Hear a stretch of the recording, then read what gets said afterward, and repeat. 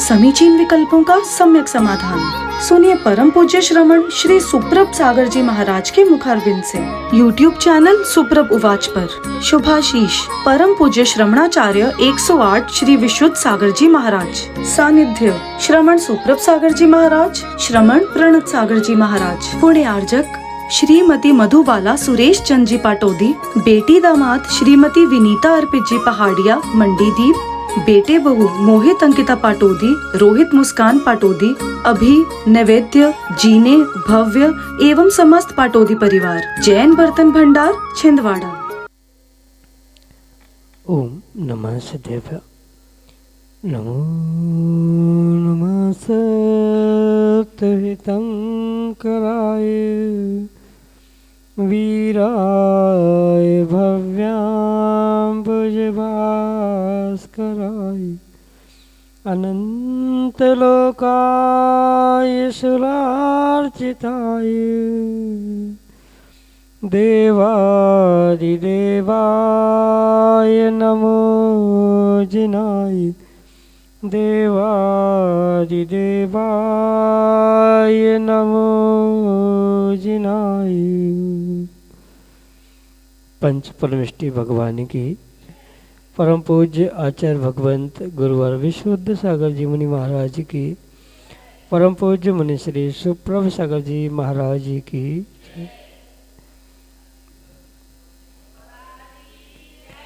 समीचीन विकल्पों का सम्यक समाधान, सम्यक ज्ञान की वह अनूठी विधा जो हमारे अंतरंग को हमारे विकल्प के साथ सम्यक समाधान के रूप में हमें एक अनूठी सुख शांति की अनुभूति कराने वाली होती है। क्योंकि जहाँ विकल्प है वहाँ संक्लिष्टता है और उस संक्लिष्टता से संसार की ही प्राप्ति होती है।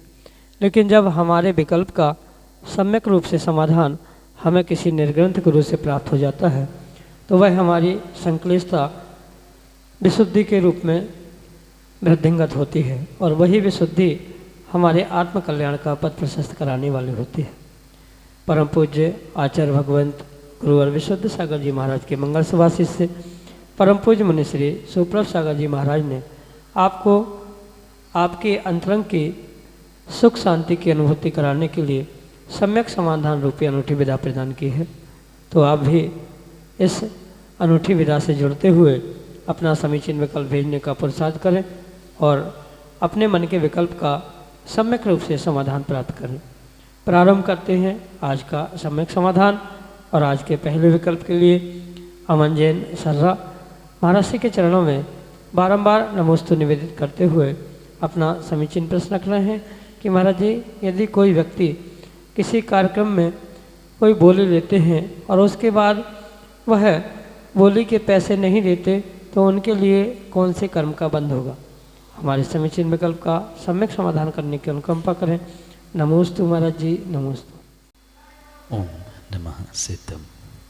परम पूज्य आचार्य भगवान गुरुवर विशुद्ध सागर जी महाराज की, परम पूज्य मुनि श्री सुप्रभ सागर जी महाराज की।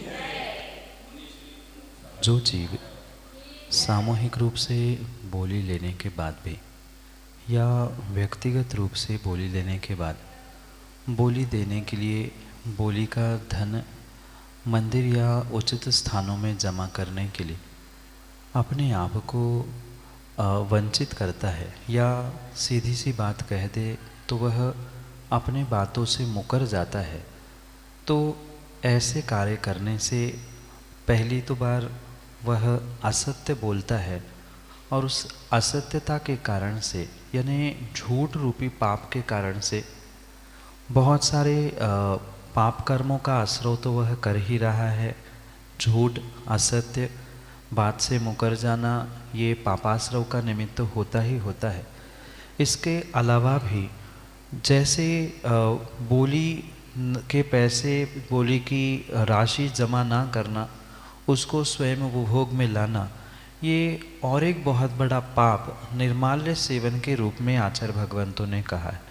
क्योंकि जिस दिन जिस समय से ये बोली ले ली है या घोषणा कर दी है, मंदिर के लिए या आयतनों के लिए या किसी स्थान के लिए हमने इतना देना है, और फिर नहीं देता है, चाहे वो सामूहिक रूप से हो या व्यक्तिगत रूप से हो, वह जब तक उस राशि को, दान राशि को, बोली की राशि को जमा नहीं करता है, देता नहीं है, तब तक उसका वह उपभोग करने के रूप से, निर्माल्य के उपभोग के रूप से ही पाप का आश्रय करता है। और आचार्य भगवंतों ने कहा है, जो निर्माल्य का सेवन करता है वह 60,000 वर्ष तक विष्ठा में कीड़ा बनकर तड़पता रहता है।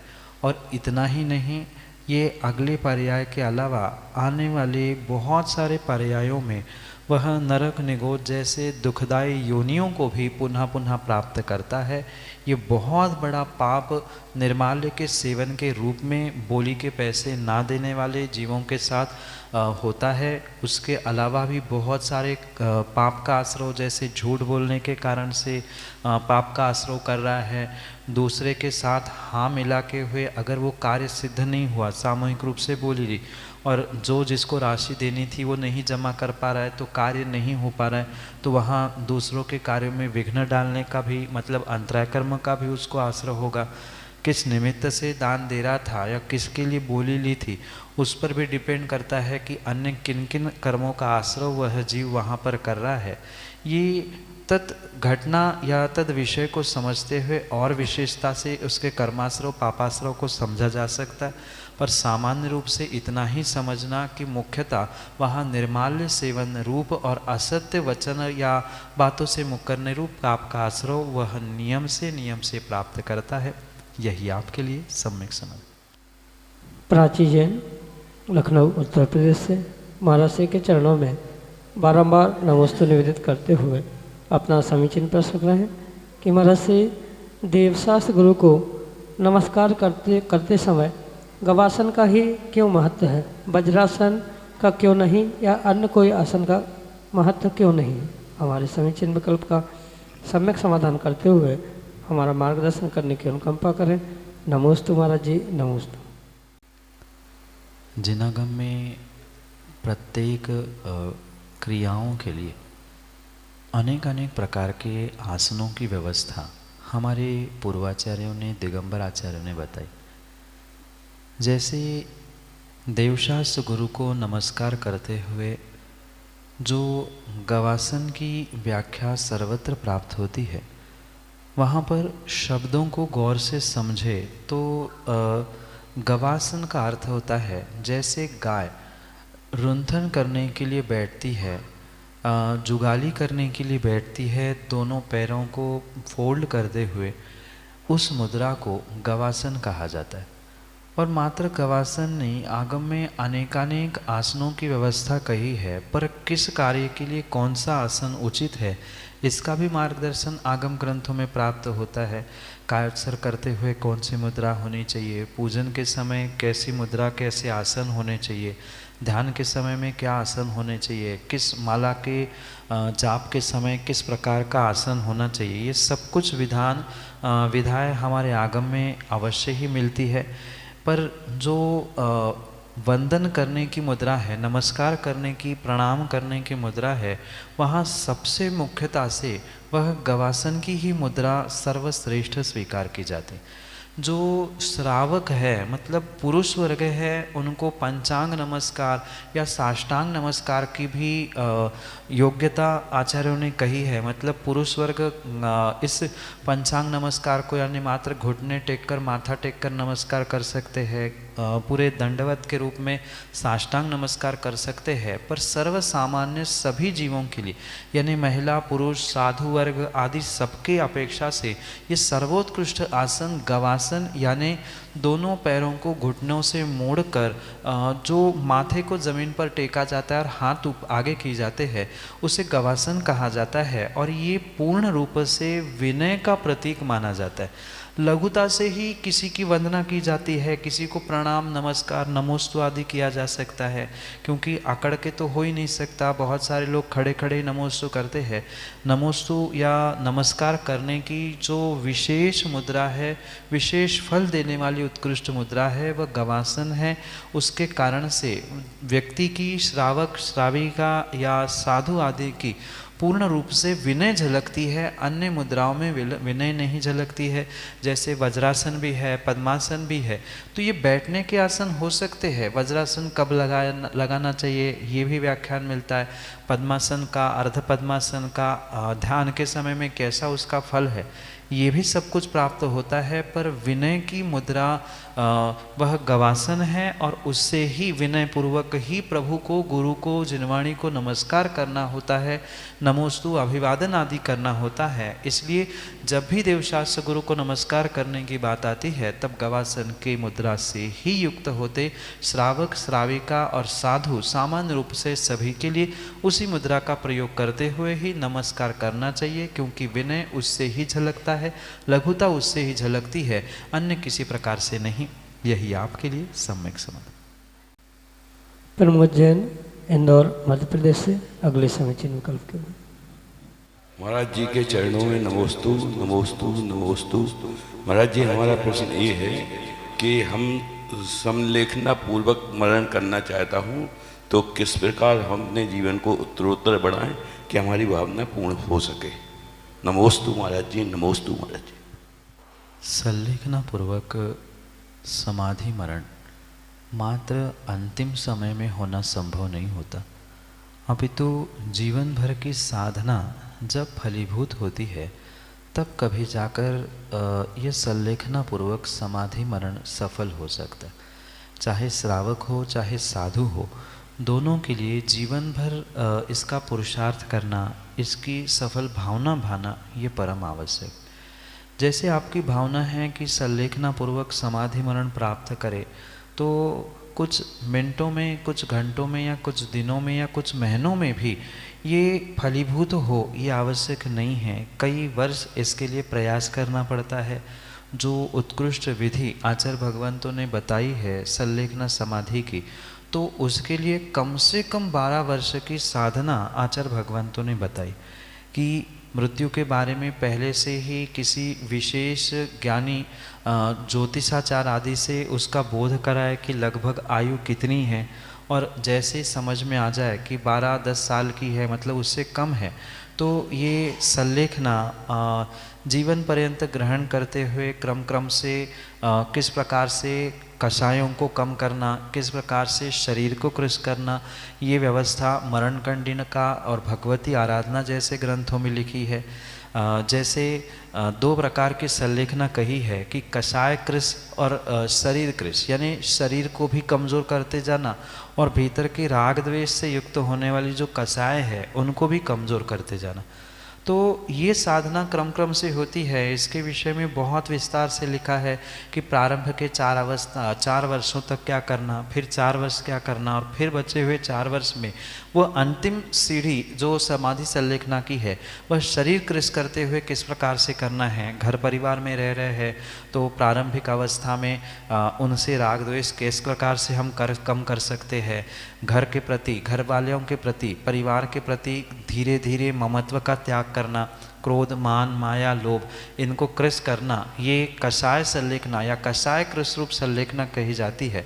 तो प्रारंभिक अवस्थाओं में इसका अभ्यास करते हुए दूसरे पड़ाव में कुछ भोजन को कम करना, जैसे 6 रसों का मिश्रित भोजन किया जा रहा है, तो क्रम से एक रस का त्याग करना, भोजन में सीमा बना लेना, ये शरीर को कृश करने की व्यवस्था कही। और अंतिम 4 वर्षों में दोनों को साथ लेते हुए परिणामों की विशुद्धि के साथ सर्वाधिक समय देवशास्त्र गुरु की आराधना, सेवा, वैयावृत्ति आदि में व्यतीत करना।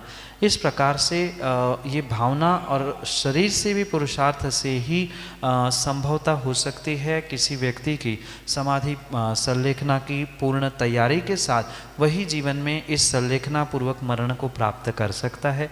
इसलिए आज से कम कषाय करना, कम से कम राग द्वेष को प्राप्त करना, साथ में भोजन की शुद्धता को और बढ़ाते जाना, यानी अभक्ष का त्याग, रात्रि भोजन का त्याग, ये जो जैन कुल में जन्मने वाले प्रत्येक श्रावक का कर्तव्य है या कुलाचार है, उसे धारण करते हुए उसमें भी वृद्धि करना, एक समय भोजन करना, भोजन में भी सीमित अनाज लेना, आदि आदि बहुत सारा विस्तार से इसका व्याख्यान मरण कंडिका और भगवती आराधना जैसे ग्रंथों में लिखा है। उसका स्वाध्याय करें और स्वाध्याय करते हुए ही इसके विषय में और आपको जानकारी भी मिल सकती है। किसी गुरु का मार्गदर्शन समय समय पर लेते रहना, उसे निर्यापक के रूप में अपने समाधि संलेखना के लिए एक मार्गदर्शन के रूप में चुन लेना, ये भी इसके लिए बहुत आवश्यक होता है। उनके अनुकूल मतलब वो जैसा कहते जाए वैसा अपना त्याग बढ़ाते जाना, शरीर को और कसायों को कम करते जाना, यही पुरुषार्थ आज से करना होगा। भावना तो भानी ही होगी, पर ये भी पुरुषार्थ अंतरंग और बहिरंग करना होगा, तभी समाधि पूर्वक संलेखना और संलेखना पूर्वक समाधि मरण होने की संभावना है। यही आपके लिए समाधान। पारस जैन एडिको, लखनऊ उत्तर प्रदेश से अगले समीचीन विकल्प। महाराज जी नमस्तु। महाराज जी आपके सामने बोलने योग्य तो नहीं हूँ, लेकिन कुछ हृदय से निकला है तो कुछ कहना चाहती हूँ। काकोनी में सिद्ध चक्र विधान चल रहा है, तो हम लोग को पहले लग रहा था कि शायद आप लोग की तबीयत नहीं ठीक है तो आप लोग नहीं आ पाएंगे, बट आप लोग इतना कष्ट सहकर भी आए महाराज जी। इतनी हृदय से खुशी है ना कि शब्द नहीं है कि कैसे उनको बोला जाए। इतने कष्ट में भी आप लोग आए, ऐसा लगा जैसे कि लोगों की दिवाली तो 1 तारीख को आने वाली, हमारी तो आ गई।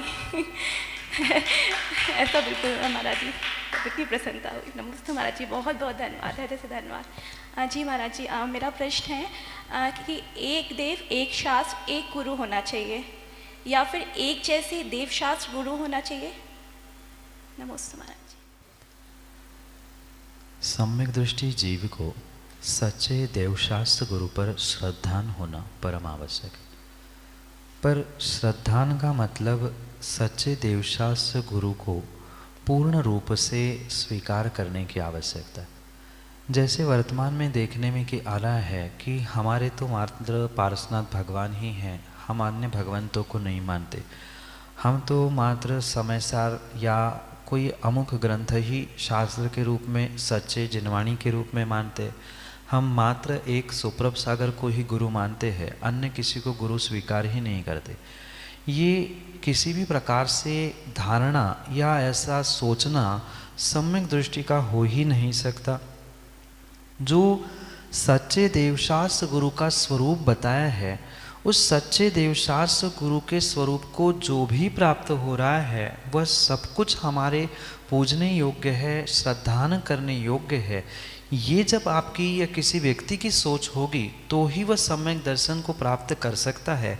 अन्यथा मात्र एक ही गुरु है, अन्य कोई संसार में गुरु ही नहीं है। एक ही प्रभु होते हैं, अन्य कोई प्रभु है ही नहीं है। ये जो विचारधारा है ये सम्यक दृष्टि की नहीं है, ये छोटी सोच वालों की और कहीं ना कहीं मिथ्यात के और ही बढ़ने वालों की दृष्टि हुआ करती है। क्योंकि अगर नमोकार मंत्र भी आपने पढ़ा है तो नमोकार मंत्र में भी किसी एक गुरु, एक प्रभु, एक जिनवाणी, एक परमेष्ठी, किसी की व्याख्या नहीं है। वहाँ वंदे तद्गुण लब्धे, यानी उन गुणों को जो प्राप्त कर चुके हैं ऐसे गुणों को मैं भी प्राप्त कर लूँ। इसलिए जितने भी उन गुणों को प्राप्त करने वाले, नमो लोहे सव सावणम, नमो लोहे सव आयरियाणम, नमो लोहे सव वज्जायणम, नमो लोहे सव अर्हंताणम, नमो लोहे सव सिद्धाणम, इस प्रकार से ही वह मूल नमोकार मंत्र को भी स्वीकार करना होगा। मतलब जितने भी अरिहंत परमेष्ठी है वे सभी हमारे लिए सच्चे देव के श्रेणी में आने वाले हैं। उसमें किसी प्रकार से कटौती नहीं होनी चाहिए कि नहीं मुझे तो महावीर भगवान अच्छे लगते हैं तो 23 को हम मानेंगे नहीं हैं। वर्तमान में जो ये प्रतिस्पर्धा के रूप में देखने के लिए आ रहा है कि कुछ जिनवाणी को इन ग्रुप ने पकड़ लिया, किन गुरुओं को किसी एक ग्रुप ने पकड़ लिया, हम तो उनको ही मानते हैं, दूसरों को उनके सामने निंदित करना, अपमानित करना, ये किसी भी प्रकार से सम्यक दृष्टि धर्मात्मा का लक्षण हो ही नहीं सकता। आचार्यों ने स्पष्ट लिखा है कि जब नमो लोहे सव्व सावण पद में नमो लोहे सव्व कहा है, ये नमोकार में सभी में जोड़ने की आवश्यकता है। मतलब जितने अरिहंत, जितने सिद्ध, जितने आचार्य, जितने उपाध्याय, जितने साधु, जितने आचार प्रणीत ग्रंथ या आचार प्रणीत के अनुसार लिखे गए वर्तमान के भी ग्रंथ, ये सभी के सभी सच्चे देव, सच्चे शास्त्र और सच्चे गुरु की ही कोटि में आते हैं।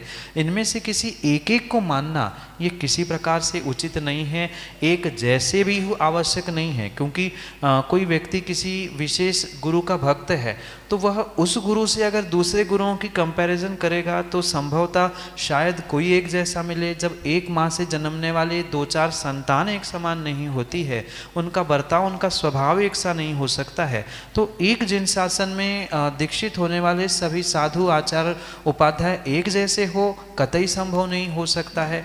इसलिए किसी एक को देखकर एक जैसा दूसरा भी बन जाए, ये भावना उचित नहीं है। जो उसके लिए कहा गया है, विषयासा वसाति तो निरारंभो परिग्रहा ज्ञान ध्यान तपो रत तपस्वी स प्रशस्यते।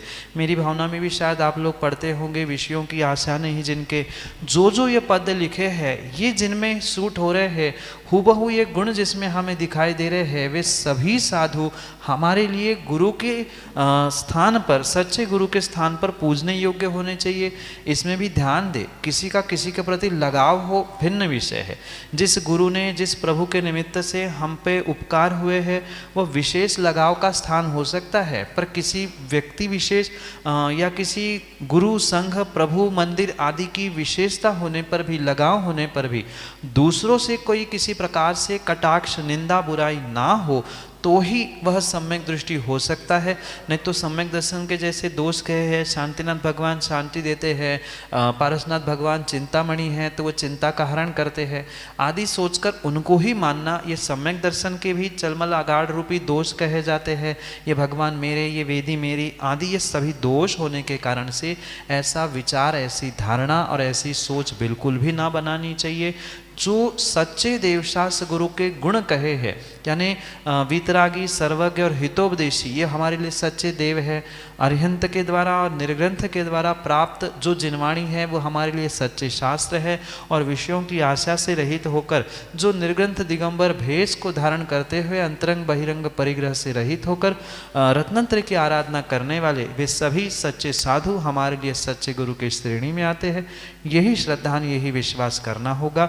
ना एक जैसे, जैसे आगम में कहे हैं वैसे ही सच्चिदेव शास्त्र गुरु के स्वरूप को जानना, स्वीकार करना और श्रद्धान करना, यही एक सम्यक दृष्टि का लक्षण होता है। यही आपके लिए सम्यक समाधि। शुभम जैन, डालीबाग, लखनऊ, उत्तर प्रदेश से अगले समीक्षण विकल्प। महाराज जी के चरण नमस्ते। महाराज जी, मेरा प्रश्न ये है कि प्रशासकीय पद पर रहते हुए जैन सिद्धांतों का किस तरह अनुपालन किया जाए और अनैतिक कार्यों से किस तरह बचा जाए कि जैन धर्म का हम अपने दिनचर्या में अनुपालन कर पाएँ। शुभम जी, कायदे से अगर हमने जैन सिद्धांतों को, जैन दर्शन को और जैन धर्म को बखूबी समझा है तो हमें किसी भी प्रकार से किसी स्थान, किसी क्षेत्र में कोई भी विकल्प, कोई भी परेशानी आ ही नहीं सकती। क्योंकि जो जैन सिद्धांत, जैन दर्शन के अनुसार हमारे तीर्थंकर भगवंतों ने प्रदान किए हैं, वे वास्तविक सभी श्रावकों के जीवन मूल्यों को ही वृद्धिंगत करने के लिए बताए गए हैं। चाहे वह शासकीय क्षेत्र में हो, लौकिक किसी अन्य क्षेत्र में भी क्यों न हो, अगर उसको अपने जैन सिद्धांतों का थोड़ा सा भी बोध है, कर्म सिद्धांतों का थोड़ा सा भी बोध है, तो वह कभी भी किसी भी प्रकार से अनैतिक मार्ग से अन्याय करने का प्रयास दूसरों पर ही नहीं अपितु अपने आप पर भी नहीं करेगा। क्योंकि जहाँ अनैतिक मार्गों से धन के आय का स्रोत खोजा जाता है या अन्य कोई भी कार्य किया जाता है, वहाँ अगर व्यक्ति को, उस प्रशासक को ये पता है कि दूसरों के साथ मैं जो कुछ भी करूँगा उसका कर्मबंध मुझे होने वाला है और उसका दुख रूपी उदय भी आने वाले समय में मेरे साथ होने वाला है, इतना भी अगर उस व्यक्ति को बोध है, ज्ञान है, तो कभी भी अनैतिक मार्ग पर चलने का विचार भी अपने जीवन में कर ही नहीं सकता। ये मैं मानता हूँ कि शासकीय सेवाएं देते समय बहुत सारा प्रेशर उन व्यक्तियों पर आता है कि वो टेबल के नीचे ऊपर इधर उधर से भी बहुत सारे प्रलोभन आते हैं, पर ऐसे प्रलोभनों से बचते हुए ये मात्र निर्णय करें कि हम प्रशासक या शासकीय सेवा देने से पहले एक जैन धर्म के श्रावक है और ये हमेशा अगर हल पर हमें याद रहेगा तो कभी भी अनैतिक मार्ग की ओर बढ़ने की हमारी भावना ही नहीं हो सकती है। इसलिए पल पल आप या जो भी शासकीय सेवाएं देने वाला विशेष प्रशासक है, मैं हमेशा ही इन सभी से यही कहता हूँ कि सेवाएं देना या प्रशासक होना ये भिन्न विषय, ये दूसरी बात है। पहली बात तो हमेशा हमेशा ये याद रखें कि हम जैन कुल में जन्मे हुए श्रावक हैं। हमारे सच्चे देवशास्त्र गुरु ने, हमारे माता पिता ने जो हमें बचपन से संस्कार दिए हैं, पांचों पापों का विसर्जन करते हुए ही कार्य करना है। कम से कम पापों में उलझते हुए ही श्रावक अवस्था के इस अर्थ पुरुषार्थ को प्राप्त करना है। तो ये विचार दिलो दिमाग में हमेशा ही बना रहेगा। तो आप जैन सिद्धांतों से हटकर कभी कोई कार्य कर ही नहीं सकते हैं। जैसे आचार्यों ने विरुद्ध राज्यातिक्रम उस अचौर्य व्रत की भावना के रूप में रखा है, मतलब राज्य के विरुद्ध कोई कार्य नहीं करना। तो ये भी भावना हमारी बनी रहेगी तो कहीं ना कहीं कितने ही प्रलोभन निमित्त सामने क्यों ना आ जाए, पर न्याय मार्ग से कभी भी वह डिग नहीं सकता। जैसी मेरी भावना की पंक्तियाँ है, 24 घंटे में कम से कम एक बार उसे दोहराते रहे। जिस ऑफिस, जिस स्थान में हम बैठे हैं, वहाँ उस मेरी भावना का वह 11 पद्यों का या 44 वाक्यों का जो छोटा सा पद्य लिखा है, उसको लिपिबद्ध करके कहीं टांग ले, या हम जहाँ टेबल पे बैठे हैं वहाँ उसको लगाने का प्रयास करें कि राजा कैसा होना चाहिए। बहुत अच्छे शब्दों में वहाँ लिखा है, न्याय मार्ग पर चलते हुए भी प्रजा के साथ न्याय करते हुए अपने साथ भी न्याय हो, क्योंकि जो भी गलती होगी दूसरे के साथ बाद में होगी, उसका अन्याय का फल मुझे स्वयं को प्राप्त होगा। ये निर्णय करने के लिए कहीं ना कहीं मेरी भावना की उन पंक्तियों को अपने सामने हमेशा बनाए रखना, और जहाँ स्थान अपना निर्धारित है, ऑफिस है, क्योंकि प्रशासन के निमित्त से यहाँ वहाँ तबादला होना, बदलियाँ होना, ये तो स्वाभाविक है। तो जहाँ कहीं हम पहुँचे, हमारे इष्ट गुरु का फोटो या मेरी भावना की वह कॉपी आदि सामने रखते हुए पुनः पुनः अगर दिन में एक आध बार गुरु को, प्रभु को और उन पंक्तियों को हम स्मरण करेंगे, याद करेंगे, तो पक्का विश्वास मानना, जितना विश्वास आपको अपने गुरु के प्रति होगा उतने ही विश्वास के साथ आप न्याय मार्ग पर बढ़ते हुए अपने जैन सिद्धांतों का अनुपालन करते हुए शासकीय और प्रशासकीय सेवाओं में भी उन्नति को अवश्य ही प्राप्त करोगे। यही आपके लिए सम्यक समाधान।